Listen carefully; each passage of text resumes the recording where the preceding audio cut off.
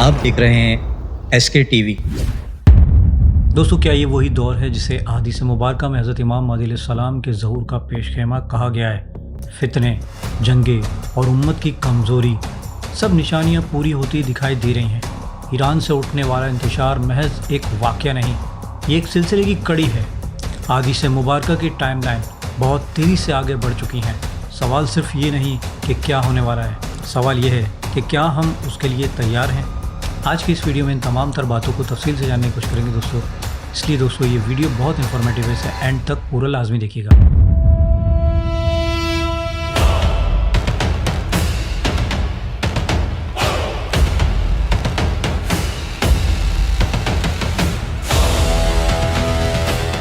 دوستو، دنیا ایک خاص موڑ کی طرف بڑھ رہی ہے، جس کی طرف صرف ہم نہیں بلکہ پوری عالمی سیاست، طاقتیں اور نظام دیکھ رہے ہیں۔ ایسا لگتا ہے کہ ایک ایسا وقت قریب آ رہا ہے جہاں بہت سی ایسی چیزیں رونما ہوں گی جو عام انسان فہم سے بالاتر ہوں گی، اور ان سب کے لیے ایک خاص ماحول، انوائرمنٹ بنتا جا رہا ہے۔ حالیہ خبروں کے مطابق دسمبر 2025 کے آخر میں ایران میں شدید احتجاج شروع ہوئے۔ ایران میں جو احتجاج شروع ہوئے یہ معاشی بحران، مہنگائی، کرنسی کی گراوٹ سے شروع ہوئے، لیکن جلد ہی حکومت مخالف بن گئے۔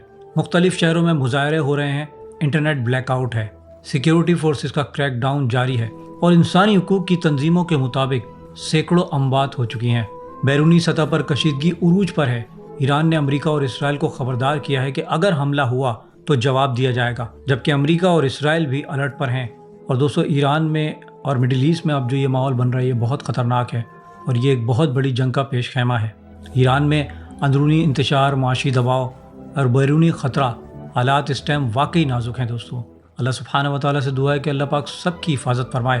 مگر دوستو، آج ہم اس زمانے میں داخل ہو چکے ہیں جس کے بارے میں برسوں سے مختلف احادیث مبارکہ سنتے آ رہے ہیں۔ مذہبی اسکالر، عظیم علماء اور احادیث مبارکہ کی روشنی میں انہوں نے ہمیں بتایا کہ بڑی بڑی جنگیں شروع ہوں گی، الملحمۃ العظمیٰ کا آغاز ہوگا، اور یہ سب کچھ کہاں سے شروع ہوگا؟ اور لوگ کہتے ہیں کہ نہیں، ابھی وہ زمانہ نہیں آیا، ابھی وہ بہت دور ہے۔ لیکن دوستو، حالات اور واقعات ہمیں بتا رہے ہیں کہ وہ زمانہ اب بالکل قریب آ چکا ہے۔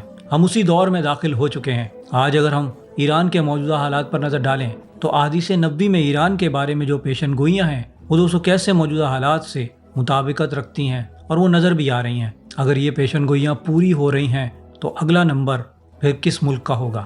کیونکہ یہود و نصارہ ایک ایک کر کے ہم تمام مسلمانوں کے ملکوں کو کھاتے جا رہے ہیں، اور یہ وجہ ہے ہماری نا اتفاقی، ہمارے تفرقوں میں بٹے ہونے کی۔ اور بیرونی سطح پر یہ خبریں آ رہی ہیں کہ امریکہ اور اسرائیل کسی بھی وقت ایران پر حملہ کر سکتے ہیں۔ اس ٹائم ایران میں کشیدگی عروج پر ہے، اور دنیا بھر کے میڈیا میں اس بارے میں بحث ہو رہی ہے۔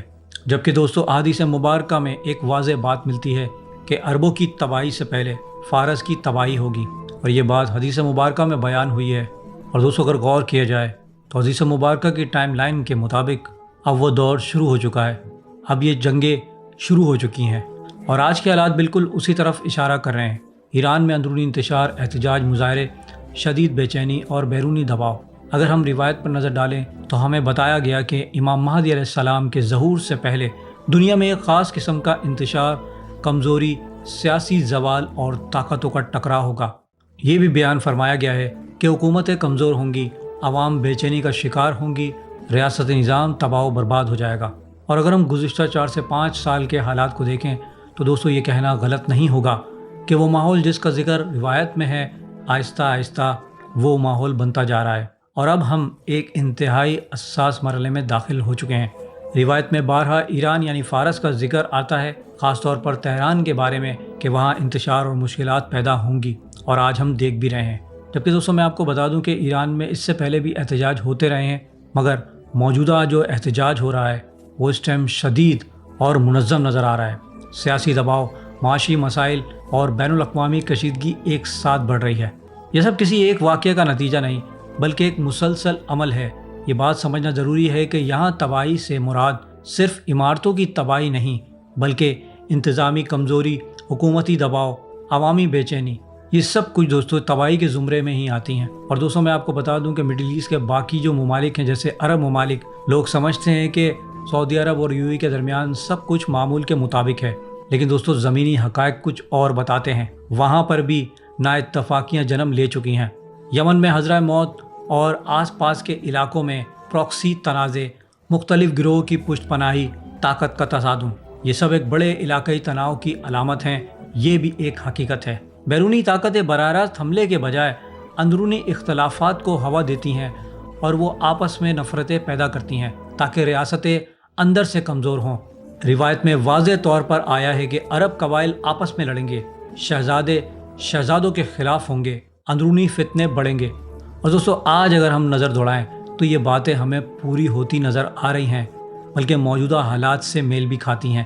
یہ سب ہماری کمزوریاں ہیں دوستو۔ میرے خیال سے ہم مسلمانوں نے آپس میں اتحاد نہیں کیا، ایک دوسرے کا تماشا دیکھتے رہے۔ جب عراق پر حملہ ہوا تو سب نے خاموشی سے دیکھا۔ اب ایران کی باری ہے، اور اگر ہم نے اب بھی سبق نہ سیکھا تو ایران کے بعد اگلا نمبر عرب ممالک کا ہوگا۔ اور جو مسلمانوں کے خلاف طاقتیں کام کرتی ہیں انہوں نے عرب ممالک میں بھی نااتفاقیاں پیدا کر دی ہیں۔ کفار ایک ایک کر کے اکیلے ہمیں نشانہ بنا رہے ہیں۔ یہ کوئی دوستو اب ڈھکی چھپی بات نہیں، ہمارے مقدس مقامات خطرے میں ہیں۔ اب بھی وقت ہے کہ ہم متحد ہو جائیں، اور اگر ہم متحد نہیں ہوئے تو نقصان ہمارا ہوگا۔ دوستو ہمیں یہ تمام باتیں سن کر مایوس ہونے کے بجائے یہ چاہیے کہ حالات کو سمجھیں، جذبات کے بجائے عقل سے کام لیں، اور فرقہ واریت اور نفرت سے بچیں، اتحاد، صبر، شعور کو اپنائیں۔ یہ بھی یاد رکھیں کہ جو شخص امت کو تقسیم کرے، نفرت پھیلائے اور دشمنی میں اضافہ کرے، وہ کسی خیر کی طرف نہیں لے جا سکتا۔ اللہ سبحانہ و تعالیٰ سے دعا ہے کہ ہمیں حالات کو سمجھنے کی توفیق عطا فرمائے، ہمیں فتنوں سے محفوظ رکھے، ہمیں حق پر قائم رکھے، اور ہمیں حضرت امام مہدی علیہ السلام کی پہچان نصیب فرمائے، آمین۔